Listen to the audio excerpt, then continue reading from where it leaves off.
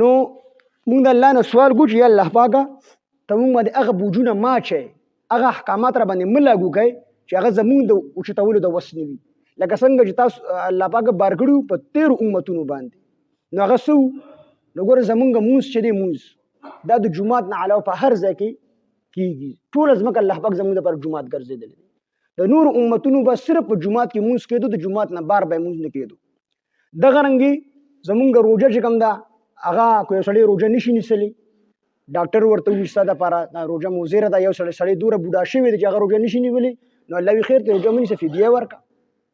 یا که یو سړی بیمار شو او د ښه کېدو امکان شته دی، نو وي خیر دی دغه ټایم کې روژه ماته کا، افطار وکړه، وروسته بیا ونیسه. څومره اساني ده پکې. په نورو امتونو کې دا نه و. دغه رنګې زموږ دپاره که اوبه نه وي یا اوبه د سړي دپاره استعمالول ټیک نه وي، نو الله وي تیمم وکړه. زموږ دپاره تیمم شته، خو د تیمم حکم د نورو امتونو دپاره نه و.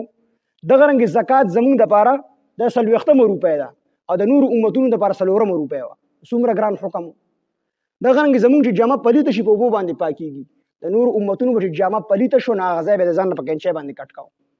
سړی ګرانه ښکلې جوړه والي نو بیا خپل واړه نه شو اخیستی که. نو څومره ګران حکم و. دغه رنګې نور هم چې کوم دی ډېر دغه دي. دا یو سړی به ګناه به وکړه، یو سړي به ګناه وکړله، نو د هغه کفاره قتل و، په قتل باندې معاف کېدو، توبه یې نه قبلېده تر هغې پورې تر څو پورې هغه قتل شوی نو. او موږ قسمه قسم ګناهونه وکړو، بیا د الله پاک ته توبه وباسو، الله پاک خو معاف کوي. نو هغه سخت احکامات په نورو امتونو باندې وو، موږ باندې الله هغه احکامات نه دي فرض کړي، بلکې په هر حکم کې موږ د الله سهل او اساني راوستې ده. نو ربنا ای رب زمونږ ولا تحمل او مبار کوي علینا په موږ باندې اسرا درون بار، کما لکه څنګه چې حملته